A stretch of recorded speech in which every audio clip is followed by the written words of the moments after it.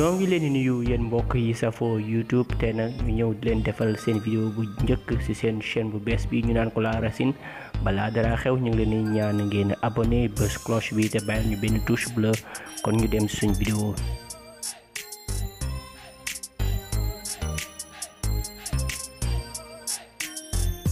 tey nag ci seen vidéo bi dañuy ñëw di leen xamale ak marque yi di Adidas ak Puma. comme ni ko titre bi waxee Adidas ak Puma ay frère lañu woon bokk ndey ak baay nekk ay allemand teg ci te nag dinañ ñëw xamal leen lan moo waral Adidas ak lan moo waral Puma kon nag taaxil leen ci kanam tuuti di ngeen ko xam. kii di Adolphe Dassler gënoon féetee tout tànk moom nag moo njëkk a commencé di defar dàll buñ demee ba ci kanam tuuti ci juillet 1924 ci la ko magam fekk si ñu naan ko Rudolf Dassler ñoom ñaar nag ñu ànd daal di sos li nga xamante ni ñu ngi koy tuddee Dassler Brothers Shoe Factory nekk boutique wala ab usine boo xamante ni da daan defar dàll féete fële ci Allemagne ndax ñoom ñaar ñëpp ñu ngi leen wax ne ay allemand lañu woon. ci noonu la ñaari mag rakk yi ànd di liggéey di defar ay dàll yu am qualité yu mucc ayib mais ba ñu demee ba année 1947 ci lañ am ay problème daal di tàqalikoo. ñaari at gannaaw bi nga xamante ni ñaari frère yi di frère Dassler tàqalikoo nañ kii nag nga xamante ni mi ngi tudd Adolphe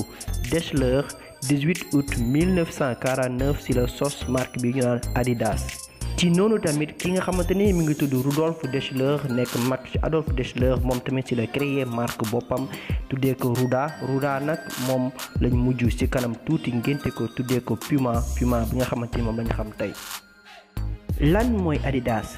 nag ñu xamal leen ni du làkk du allemand du français te tamit du anglais. Adidas nekk moo boo xamante ni kii nga xamante ni moo créé Adidas di Adolphe Dassler moo ko créé mi ngi koy jëlee ci Adi nag nekkoon surnom ak Dash nekk ci biir Dassler ñaar yooyu la boole Adidas. am na nag ñu naan Adidas mi ngi tekki all day I dream about sport waaye nag loolu nekk loo xamante ni nit ñi ñoo ko créé rek. loolu tamit yi nga xamante ni mu ngi tudd Rudolf Dassler ci la créé Ruda nag mi ngi jëlee ruu bi ci Rudolf daa bi mi ngi ko jëlee ci Dassler. ci kanam tuuti ci la kii nga xamante ni mu ngi tudd Rudolf ngénte waat lii di markam tuddee ko Puma nag nekk ab moo bu gën a neex. Puma nag nekk benn mala ci xeetu seeg yi la bokk comme ni ngeen koy gisee ci logo bi. ci lii nga xamante ni mooy logo Adidas bi yi nga koy gis lu mel ni ay escalier wala montagne ki ko doon créer nag nee na lii day wane ne nit amul fenn fu mu yam foo mënti àgg rek am na fu ko gën a kawe.